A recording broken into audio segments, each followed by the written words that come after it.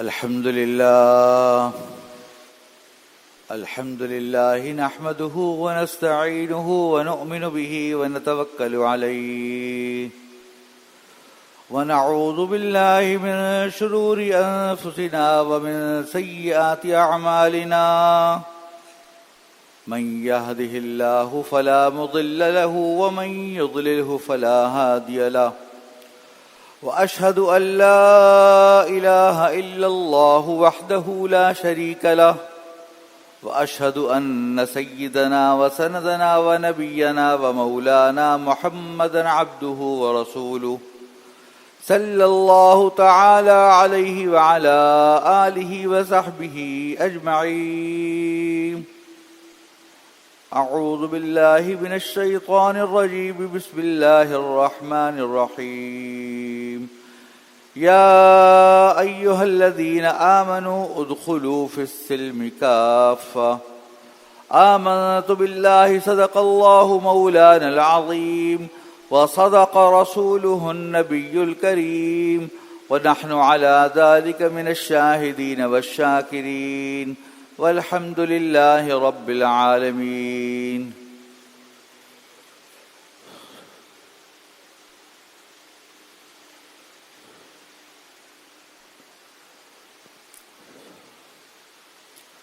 بزرگان محترم اور برادران عزیز، السلام علیکم ورحمۃ اللہ وبرکاتہ. آج حضرت والد ماجد مدد الہم سفر پہ ہیں،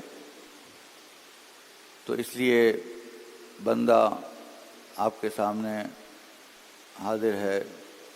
دعا فرمائے اللہ تبارک تعالیٰ سے کہ مجھے حق بات حق نیت سے اور حق طریقے سے کہنے کی توفیق عطا فرمائے.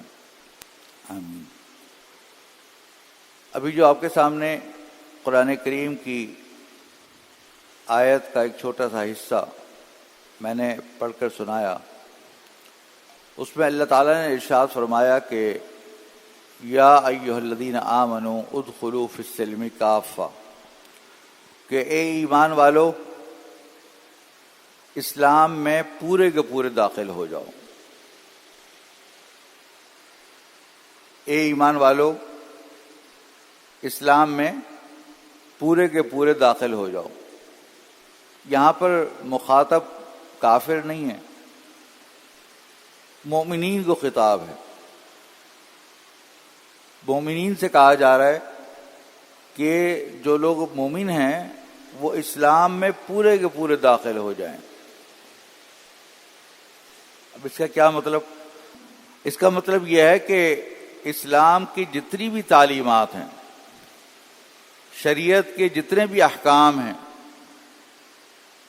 ان سب کو بروئے کار لائے اور تمام تعلیمات پر عمل کرے.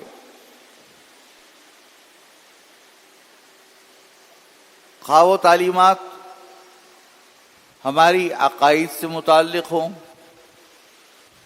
عبادات سے متعلق ہوں، معاشرت سے متعلق ہوں، معاملات سے متعلق ہوں یا اخلاق سے متعلق ہوں. ہمیں اسلام کی تمام تعلیمات پر پورے کے پورے عمل کرنا ہے.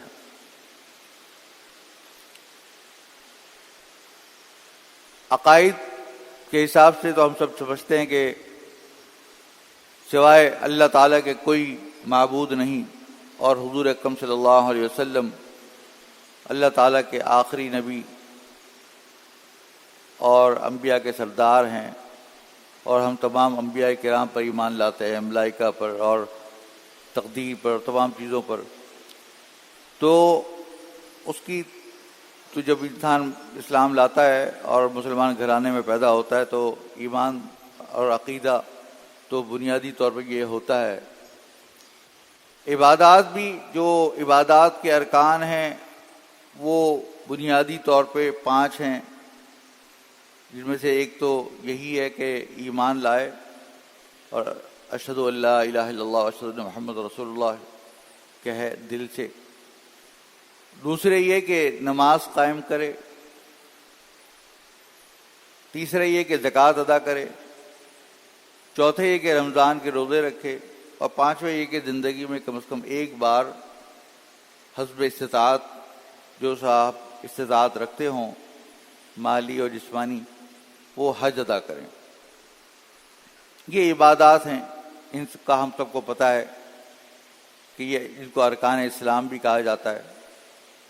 یہ بنیادی ارکان ہیں جو کہ اللہ تبارک و تعالیٰ نے انسان کو عبادت کے لیے پیدا کیا، اور اس کے لیے نمازیں، روزے، زکوٰۃ، حج، یہ سب چیزیں فرض کی کہ اس کے بغیر انسان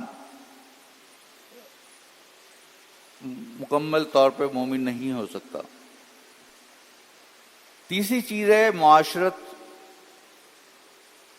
معاشرت کے اندر یہ آ جاتا ہے کہ انسان اپنے گھر والوں کے ساتھ کس طرح زندگی گزر بسر کرے، بیوی بچوں کے کیا حقوق ہیں ان کو کس طرح ادا کرے، اپنے پڑوسیوں کے، اب چاہے وہ پڑوسی گھر کا پڑوسی ہو، یہ سفر کے دوران ایک ساتھ سفر کر رہا ہو، یا کوئی آدمی ساتھ بیٹھا ہو تو وہ بھی ایک طریقے سے پڑوسی ہے، تو وہ ان کے حقوق کس طریقے سے ادا کرنے ہیں۔ پھر اقربا جو ہمارے قریبی رشتہ دار ہیں، اولو الارحام، ان کے ساتھ کس طرح صلہ رحمی کرنی ہے۔ پھر عامۃ الناس، عام مسلمانوں کے ساتھ کس طرح زندگی گزر بسر کرنی ہے، یہ سب چیزیں اس کے اندر آ جاتی ہیں۔ اور اس کے بعد ہے معاملات۔ معاملات کے اندر یہ ہے کہ انسان اپنے جو کسب معاش کرتا ہے اس کے اندر دیکھے کہ وہ آیا شریعت کے مطابق، شریعت کے بتلائے ہوئے اصول کے حساب سے مال کما رہا ہے یا نہیں کما رہا، اور خدا نہ خواستہ اس کے اندر کوئی ناجائز کام تو نہیں کر رہا، تو یہ معاملات کے اندر آتا ہے۔ اور اخلاق، انسان کے اخلاق جو ہے یہ اس کا مفہوم بھی بہت وسیع ہے کہ انسان صرف یہ نہیں کہ کسی کے سامنے مسکرا کر پیش آ جائے، بلکہ یہ تو ہے ہی اخلاق میں داخل، لیکن اس کے علاوہ انسان کا ظاہر و باطن، اس کا تزکیہ ہو جائے، اس کے اندر کسی بھی قسم کا تکبر نہ ہو، نہ اس کے ظاہر سے لگے تکبر، نہ باطن سے لگے، اس کے اندر کسی قسم کا حسد نہ ہو، بغض نہ ہو، اور کوئی بھی ایسا کام نہ کرے جس سے کہ نفرت آمیز ہو، چاہے زبان سے یا دل سے یا اپنے افعال سے، جس سے کہ فساد پھیلے، جس سے کہ معاشرے کے اندر تنفر پیدا ہو۔ کوئی زبان سے کوئی گالی نہ نکالے، یا کسی کی غیبت نہ کرے، یا کسی پر بہتان نہ لگائے، یا چغل خوری نہ کرے، یا دل میں اپنے آپ کو اچھا نہ سمجھے، عجب جس کو کہتے ہیں، خود پسندی، اپنے آپ کو بڑا نہ سمجھے،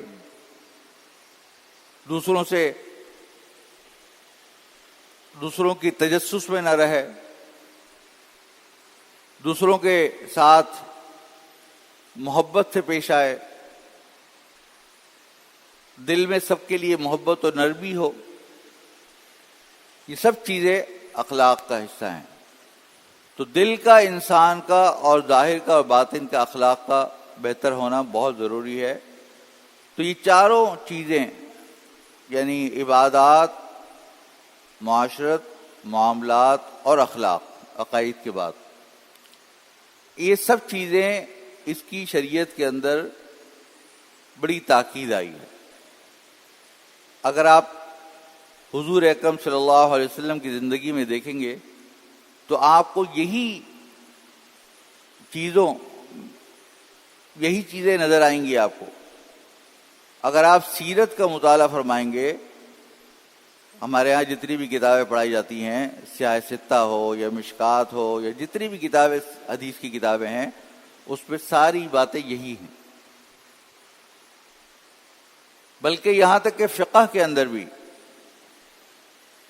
کہ جو فقہ ہم لوگ پڑھتے ہیں اس کے اندر جیسے سب سے مشہور کتاب ہدایہ ہے. ہدایہ کی جو پہلی جلد ہے اس میں عبادات ہیں، وہ عبادات سے متعلق ہے، جس پہ کتاب الطہارہ ہے، انسان کے لیے پاکیزگی، پھر نماز، کتاب الصلاۃ ہے، پھر کتاب الزکوٰۃ ہے، پھر کتاب الصوم ہے، پھر کتاب الحج ہے. یہ تو ایک جلد ہے. باقی جو 3 جلدیں ہیں اس میں کیا ہے؟ اس پہ معاشرت اور معاملات کے احکام ہیں. معاشرت اور معاملات کے احکام ہیں کہ انسان کس طریقے سے زندگی گزر بسر کرے، کیا چیز جائز ہے، کیا چیز ناجائز ہے.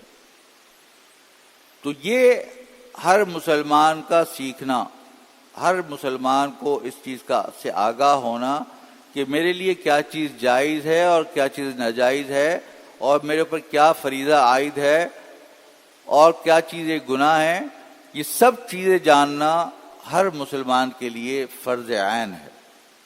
جس طریقے سے نماز جاننا یا نماز پڑھنا فرض ہے، اسی طریقے سے ان تمام کا علم حاصل کرنا، یہ جاننا سب کے لیے فرض عین ہے. افسوس یہ ہے کہ آج کل مسلمان صرف چند چیزوں پر اکتفا کر کے بیٹھ گئے، اور وہ بھی اپنے حساب سے کہ بھئی ٹھیک ہے، نماز، روزہ، حج، زکوٰۃ کر لیا، اس میں بھی شریعت کے جو تمام احکامات ہیں ان کو پوری طریقے سے ہم عمل کرتے نہیں کرتے، اس کا ہمیں اپنا جائزہ لینا ہوگا.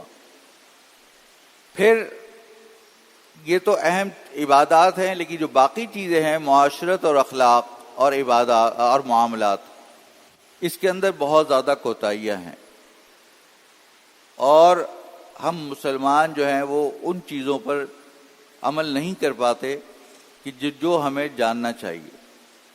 اس کے لیے سیرت کا مطالعہ نہیں کرتے. وَلَقَدْ كَانَ لَكُمْ فِي رَسُولِ اللَّهِ أُسْوَةٌ حَسَنَةٌ، کہ بے شک تمہارے لیے حضور پاک صلی اللہ علیہ وسلم کی ذات میں بہترین نمونہ ہے. حضور اکرم صلی اللہ علیہ وسلم نے عبادات بھی کی اور تجارت بھی کی، کسب حلال بھی کیا، اور آپ کے معاشرت کے اندر آپ کے اولاد بھی تھی، آپ کی ازواج مطہرات بھی تھیں، اور آپ کا دوسرے مسلمانوں کے ساتھ کیسا سلوک تھا. تو یہ سب چیزیں آپ نے کر کے بتلائیں کہ بھئی اس طریقے سے زندگی بسر کرنی ہے. اسلام میں رہبانیت نہیں ہے، لا رہبانیت فی الاسلام. رہبانیت یعنی کہتے ہیں کہ جیسے راہب ہوتے ہیں نا، کہ دنیا چھوڑ کر جنگل میں نکل جاتے ہیں. بہت سارے مذاہب میں اس طرح ہوتا ہے کہ وہ کیا کرتے ہیں کہ وہ ایک خاص حلیہ بنا لیتے ہیں اور وہ نکل جاتے ہیں، اور ان کا پھر جنگل میں جا کے گزر بسر کرتے ہیں، دنیا سے بالکل قطع تعلق ہی کر لیتے ہیں. اسلام میں یہ کچھ نہیں ہے. اسلام کے اندر سب لوگوں کے ساتھ گھل مل کر رہنا اور شریعت کی پاسداری کرنا اس کے ساتھ، یہ اسلام ہے. اب جب انسان زندگی گزر بسر کرتا ہے اور جو اپنے فرائض ہے یعنی عبادات وغیرہ یہ ادا کرتا ہے، تو اس کے ساتھ ساتھ اس کے اوپر بہت سارے حقوق اپنے اور اپنے گھر والوں کے اور اقارب کے، رشتہ داروں کے اور عامت الناس کے بھی اس کے اوپر عائد ہوتے ہیں. جو کچھ وہ کماتا ہے اس کمائی کے اندر سے ان سب لوگوں کو مال دینا، یہ بھی ایک ان کا حق ہے. وفی اموالہم حق معلوم للسائل والمحروم، کہ ان کے مالوں میں ایک حق ہے کہ سوال کرنے والے کے لیے اور محروم کے لیے. وآتوا حقہ یوم حصادہ، کہ جب کھیتی کٹنے کا وقت آئے تو جو لوگوں کا مال ہے، لوگوں کا حق ہے، وہ ادا کرو. وآتوہم من مال اللہ الذی آتاکم، قرآن کریم میں اللہ تعالیٰ فرمایا کہ تم اس مال میں سے جو مال اللہ تعالیٰ نے تم کو عطا فرمایا اس میں سے دوسروں کو بھی دو. تو اسلام کے اندر آدمی جو کسب معاش کرتا ہے یا تجارت کرتا ہے یا جو مال کماتا ہے، تو یہ جو مال کمانا ہے بذات خود یہ کوئی غلط چیز نہیں ہے. ایک حدیث میں آتا ہے کہ طلب کسب الحلال فریضۃ من بعد الفرائض، کہ حلال روزی تلاش کرنا یہ دوسرے فرائض کے بعد یہ بھی ایک فریضہ ہے. نماز، روزہ، زکوٰۃ تو پہلے فرائض ہیں، لیکن جو ثانوی طور پہ جو چیز ہے وہ یہ ہے کہ انسان حلال روزی کمائے اور کما کر لوگوں کو جن جن کو دینا ہے ان کا حق ادا کرے. تو اگر ہم دیکھیں قرآن کریم کے اندر جو مال ہے اس کے بارے میں اللہ تبارک و تعالیٰ نے دو مختلف باتیں ارشاد فرمائی ہیں. یعنی کہ بعض جگہ مال کو فتنہ قرار دیا گیا ہے، وَإِنَّمَا أَمْوَالُكُمْ وَأَوْلَادُكُمْ فِتْنَةٌ، کہ تمہاری مال اور اولاد فتنہ ہے.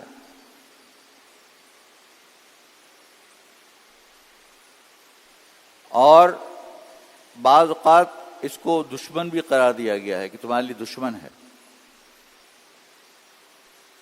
دوسری طرف اس کو فضل قرار دیا گیا، وَابْتَغُوا مِنْ فَضْلِ اللَّهِ فَإِذَا قُضِيَتِ الصَّلَاةُ فَانتَشِرُوا فِي الْأَرْضِ وَابْتَغُوا مِنْ فَضْلِ اللَّهِ، کہ اللہ تعالیٰ کا فضل تلاش کرو.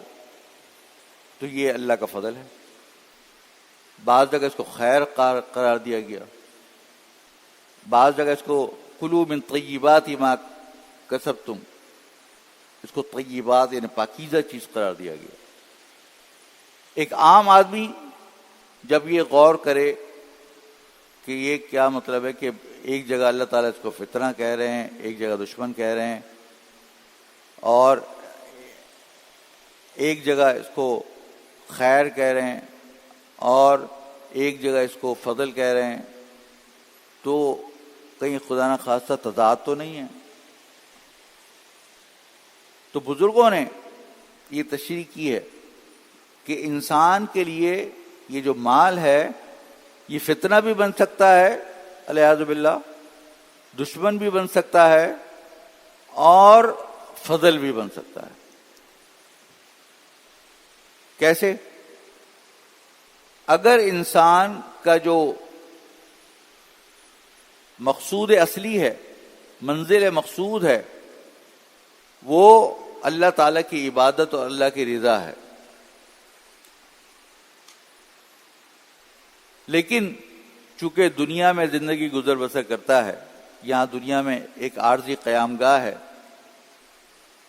تو اس کے لیے انسان کو اس کا انتظام بھی کرنا ہے کہ تاکہ میں اچھے طریقے سے یہاں رہ سکوں. تو اس کے لیے وہ کوشش کرتا ہے. تو اس کے لیے جو وہ کوشش کرتا ہے، تو اگر اس کے دل میں یہ ہے کہ بھئی میرا جو مقصود اصلی ہے وہ تو اللہ کی رضا ہے اور عبادات ہیں، لیکن ساتھ ساتھ مجھے چونکہ لوگوں کے حقوق بھی ادا کرنے ہیں، مجھے اپنا حق بھی ادا کرنا ہے، اپنے زندگی بھی گزر بسر کرنی ہے، لہذا میں اس کے لیے یہ کسب حلال کرنا چاہتا ہوں، تو یہ کسب حلال کرنا اس کے لیے فضل بن جائے گا۔ لیکن اگر کوئی آدمی اس کا مقصود اصلی اللہ کی رضا نہ ہو، الیاذ باللہ، بلکہ مقصد صرف اور صرف پیسے کمانا ہو، بچپن سے لے کر مرنے تک اس کے دل و دماغ میں اس کو یہ بٹھایا گیا ہو یا بیٹھ گیا ہو کہ جو کچھ میں تعلیم حاصل کروں گا، جو کچھ پڑھوں گا لکھوں گا، اس کا صرف اور صرف مقصد یہ ہے کہ کس طریقے سے میں کماؤں اور زیادہ سے زیادہ پیسے بناؤں، اور جو بھی میں محنت کرتا ہوں تو میں خود ہی اس کا در حقیقت اپنے لیے پیسے میں خود ہی بناتا ہوں، الیاذ باللہ۔ حالانکہ یہ شریعت کے روح سے صحیح نہیں ہے۔ یہ جو جتنا بھی انسان کو مال ملتا ہے، یہ ساری چیز یہ اللہ تعالیٰ کی عطا ہے۔ اللہ تعالیٰ انسان کو اس کے اپنے تقدیر کے حساب سے، اس کی محنت کے حساب سے، نیت کے حساب سے، دعا کے حساب سے، اس کو اولاد کے حساب سے اس کو خود تقسیم فرماتے ہیں، کس کو کتنا دینا ہے، کس کو کتنا نہیں دینا۔ نحن قسمنا بینہم معیشتہم فی الحیاۃ الدنیا ورفعنا بعضهم فوق بعض درجات لیتخذ بعضهم بعضا سخریا۔ اللہ تعالیٰ نے ارشاد فرمایا کہ ہم نے تقسیم کی ہے یہ دولت اور کی معیشت اس دنیاوی زندگی کے اندر لوگوں کے اوپر، اور بعض لوگوں کو بعض پر بلندی عطا کی ہے مال و دولت کے لحاظ سے، کوئی زیادہ مالدار ہے تو کوئی کم مالدار ہے، اور کوئی غریب ہے۔ یہ سب تقسیم اللہ تعالیٰ کی ہے۔ اور یہ کیوں کیا ہم نے؟ سب کو برابری کیوں نہیں دی؟ اس لیے کہ لیتخذ بعضهم بعضا سخریا، تاکہ ایک دوسرے کے کام آ سکے۔ اگر سب لوگ باس بن جائیں تو پھر ان کا ماتحت کون کام کرے گا؟ کوئی ایک تو اوپر ہوگا نا، کوئی ایک تو لیڈر ہوگا، کوئی ایک تو چلانے والا ہوگا۔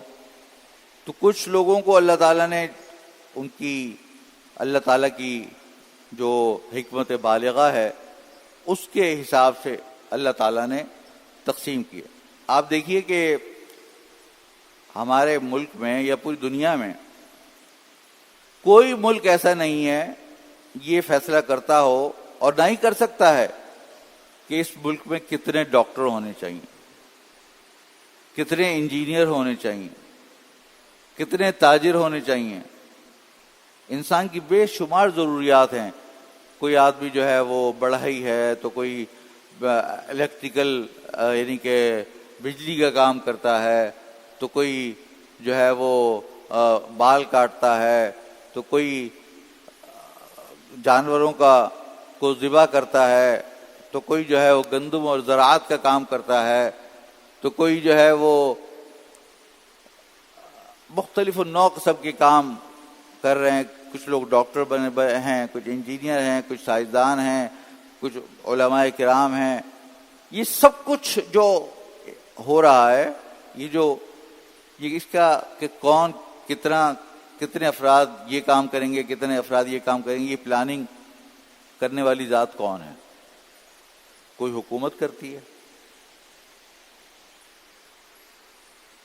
کسی بھی حکومت کا، چاہے دنیا کی آپ اعلیٰ سے اعلیٰ ترقی سے ترقی یافتہ ملک لے لیں، لیکن یہ تقسیم کوئی نہیں کرتا اور نہ ہی کر سکتا ہے۔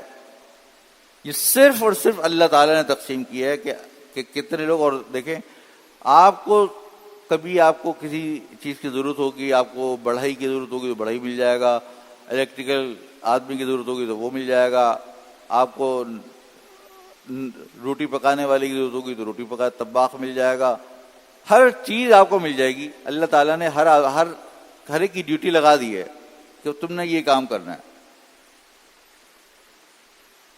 اس سے پتہ چلتا ہے. اور ایک اور حدیث میں بھی آتا ہے کہ جو اللہ تبارک و تعالیٰ ہیں یہ تمہارے لیے کسی جگہ سے رزق کا بندوبست کر دیتے ہیں. تو فرمایا کہ اس کو لازم پکڑو,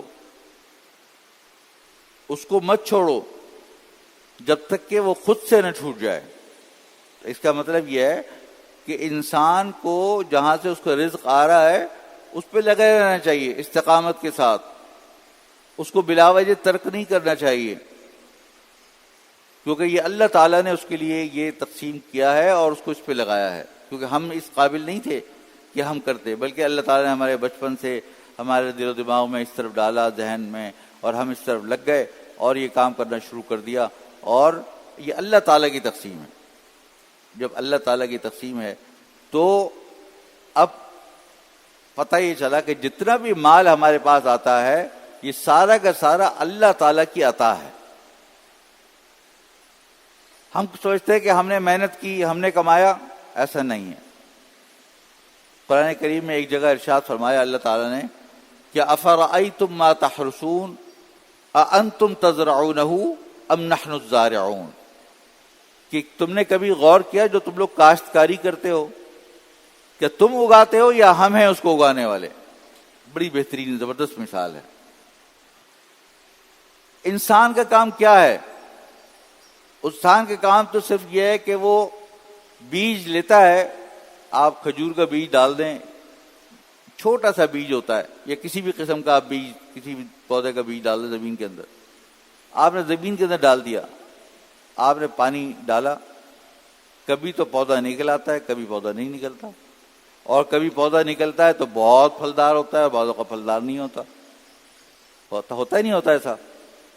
یہ ہم ہر وقت مشاہدہ کرتے ہیں. تو کون اگاتا ہے؟ ہاں اللہ تعالیٰ اگاتا ہے. تو یہ صرف مثال زراعت کی نہیں ہے, یہ ہر چیز کی ہے کہ ہم جو بھی تھوڑی سی محنت کرتے ہیں بعض اوقات اللہ تعالیٰ اس کو اتنا بارآور کر دیتا ہے, اتنا ثمرآور کر دیتا ہے کہ اس سے ہمیں بہت فائدہ ہوتا ہے, اور بعض اوقات نہیں کرتا. تو ان اللہ الرزاق ذو القوۃ المتین, اللہ تعالیٰ کی ذات ہے جو رزق عطا کرنے والی ہے.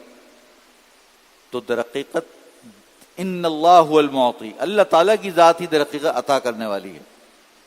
تو یہی بات اللہ تعالیٰ نے قرآن کریم میں ایک جگہ ارشاد فرمائی کہ وابتغ فیما آتاک اللہ الدار الآخرہ ولا تنس نصیبک من الدنیا واحسن کما احسن اللہ الیک ولا تبغ الفساد فی الارض. یہ بہت اہم ہدایات ہیں جو ہمیں یاد رکھنی چاہیے. اللہ تعالیٰ نے فرمایا کہ جو اللہ تعالیٰ نے تم کو مال عطا فرمایا اس مال میں سے آخرت کا گھر تلاش کرو. کیا مطلب؟ یہ جو مال اللہ تعالیٰ نے تمہیں جو دیا ہے اس کو تم اگر جائز طریقے سے, حلال طریقے سے, اچھی نیت سے کماؤ گے تو یہی تمہارے لیے دنیا نہیں دین بن جائے گی. یہ تمہارے لیے آخرت کا گھر کا سامان بنے گا. التاجر الصدوق الامین مع النبیین والصدیقین والشہداء, کہ نیک سچے تاجر جو ہیں وہ ان کا حشر قیامت کے روز انبیاء کرام کے ساتھ ہوگا, صدیقین اور شہداء کے ساتھ ہوگا. لیکن اگر تم یہ نہیں کرو گے, تجارت کے اندر حلال طریقے سے کام نہیں کرو گے, تو فرمایا گیا التجار یحشر فجارا الا من اتقى وبر وصدق, کہ تاجروں کو, عام تاجروں کو قیامت کے روز فاسقوں کی صف میں سے اٹھایا جائے گا سوائے ان لوگوں کے جنہوں نے نیکی سے کام لیا, تقوی سے کام لیا اور سچائی سے کام لیا. تو پتہ کیا چلتا ہے کہ ہم جو دولت کماتے ہیں اس دولت سے کسی طریقے سے آخرت کا گھر تلاش کریں. اور یہ بھی فرمایا کہ ولا تنسا نصیبک من الدنیا, یعنی کہ اس چکر میں ہے کہ دولت تم کما رہے ہو اور آخرت کا گھر تلاش کر رہے ہو تو یہ بھی نہ ہو کہ بالکل ہی سارا کا سارا مال جو ہے لٹا دو, بلکہ اپنا حق بھی بچا کے رکھنا اپنے لیے, اپنے گھر والوں کے لیے. حدیث میں آتا ہے انتظر ورثتک اغنیاء خیر من ان تذرهم عالۃ یتکففون الناس او کما قال علیہ الصلوۃ والسلام، کہ اگر تم دنیا سے چھوڑ کر جاؤ اس حالت میں کہ تمہارے جو ورثہ ہیں وہ مالدار ہوں، یہ بہتر ہے اس صورت سے کہ جب تم اس حالت میں ان کو چھوڑ کر جاؤ کہ وہ دوسروں کے محتاج اور دستنگر ہوں۔ اس سے کیا پتہ چلتا ہے کہ اپنا حصہ بھی کچھ بچا کے رکھو، ولا تنس نصیبک من الدنیا واحسن کما احسن اللہ الیک، اور لوگوں پر احسان کرو اور اچھائی کا معاملہ کرو جس طریقے سے اللہ تعالیٰ نے تم پر احسان کیا کہ تمہیں مال عطا فرمایا، تو تم بھی لوگوں کے ساتھ اچھائی کرو، لوگوں کا حقوق صحیح طریقے سے ادا کرو۔ لا تاکلوا اموالکم بینکم بالباطل، کہ تم لوگوں کے مال ناحق طریقے سے مت کھاؤ، ظلم نہ کرو، استحصال مت کرو۔ یہ جو ہم دیکھتے ہیں نا کہ اللہ تعالیٰ نے ربا، سود، قمار، میسر، غرر، غبن فاحش، یہ وہ بہت ساری چیزیں ہم فقہ میں پڑھتے ہیں، یہ حرام قرار دی۔ یہ ساری عقل بالباطل ہے کے ذریعے ہیں۔ سود کھاتا ہے بندہ تو یہ باطل ہے، رشوت کھاتا ہے یہ عقل بالباطل ہے، جھوٹ بول کر کمائی کرتا ہے یہ عقل بالباطل ہے، دھوکہ دہی کرتا ہے یہ عقل بالباطل ہے، بیع قبل القبض کرتا ہے یہ عقل بالباطل ہے، بیع المعدوم کرتا ہے یہ عقل بالباطل ہے، لوگوں کو ان کے حقوق سے ان کو بتلائے بغیر محروم کرتا ہے یہ عقل بالباطل ہے۔ قرآن کریم میں یہ فرمایا کہ تمہارا مال ایسا نہیں ہونا چاہیے کئی لا یکون دولۃ بین الاغنیاء منکم، کہ تم اس طرح کچھ کرو کہ سارا مال چند ہاتھوں میں سمٹ کر چلے جائے مالداروں کے۔ تو یہ انسان کے لیے جو اللہ تعالیٰ نے رکاوٹیں بنائی ہیں، ربا ہے، خمر ہے، میسر ہے، اور یہ جو غرر ہے اور عقود فاسدہ ہیں، یہ ساری چیزیں در حقیقت اس چیز کو روکتی ہیں۔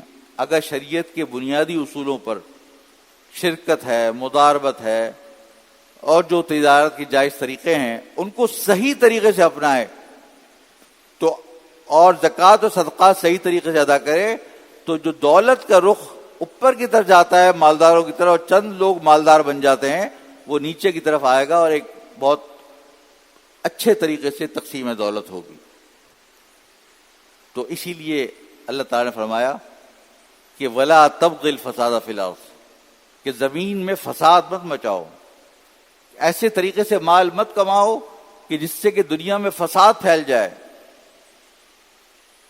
آپ دیکھتے ہیں نا بعض اوقات ہمارے ملک میں بھی ہوتا ہے کہ اب اتنے غریب ہوتے چلے جا رہے ہیں، انفلیشن ہے، افراط زر ہے، مہنگائی ہے، یہ سب کچھ ہے کہ لوگ مجبور ہو گئے کہ چوری کرنے پر، ڈاکہ ڈالنے پر، لوگوں کا مال غصب کرنے پر، رشوت لینے پر، دھوکہ دہی پر، اس پر اس پر، یہ کیا ہے؟ یہ فساد ہے۔ یہ کیوں ہو رہا ہے؟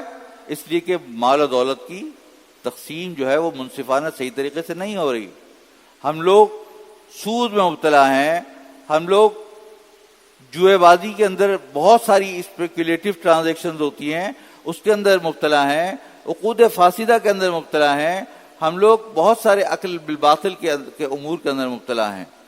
اس کی وجہ سے آج ہماری تجارت میں برکت نہیں، مال تو ہے، کثرت تو آتی ہے، لیکن چونکہ ہم لوگوں کو حقوق ادا نہیں کرتے، ہم نہیں دیکھتے کہ کیا کچھ عامت الناس کا ہم خیال نہیں کرتے۔ پر آپ نے وہ حدیث قدسی ہے نا، جو حدیث مسلسل بالاولیہ بھی کہی جاتی ہے کہ الراحمون یرحمہم الرحمن ارحموا من فی الارض یرحمکم من فی السماء، رحم کرنے والوں، رحمان رحم کرنے والوں پر یا تم پر رحم کرے، تم زمین والوں پر رحم کرو، آسمان والا تم پر رحم کرے گا۔ جب تک ہم دنیا کے اندر رہتے ہوئے زمین والوں کے بارے میں نہیں سوچیں گے، ہم ان کو کے لیے کیا کر سکتے ہیں، تو اس سے در حقیقت ہم، اللہ بچائے، اگر ہم خدا نخواستہ ناجائز طریقے سے رشوت کے ساتھ، باطل کے ساتھ، دھوکہ دہی کے ساتھ لوگوں کو صحیح چیزیں نہ بتلا کر اگر ہم یہ کریں گے تو یہ عقل بالباطل کے زمرے میں آ جائے گا، تو یہ فساد پھیلائے گا، تو اس سے بچنا ہے۔ لیکن اگر ہم وہی چیز حلال طریقے سے، جو شریعت کے بتلائے ہوئے اصول ہیں، فقہائے کرام نے ایک ایک مسئلہ واضح طور پہ بتا دیا کہ یہ چیز جائز ہے، ناجائز ہے، کس طرح جائز ہے، کس طرح ناجائز ہے، کون سی چیز بہتر ہے، کون سی چیز کم بہتر ہے، وہ سب اگر ہم صحیح طریقے سے عمل کریں تو آج ہمارے معاشرے سے غربت دور ہو جائے اور دولت کی ایک مناسب طریقے سے تقسیم ہو جائے۔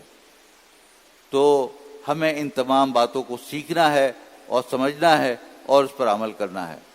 دعا فرمائے اللہ تبارک تعالیٰ سے کہ اللہ ہمیں ان تمام باتوں پر سیکھنے کی، سمجھنے کی اور صحیح طریقے سے عمل کرنے کی توفیق عطا فرمائے۔ وآخر دعوانا ان الحمد للہ رب العالمین۔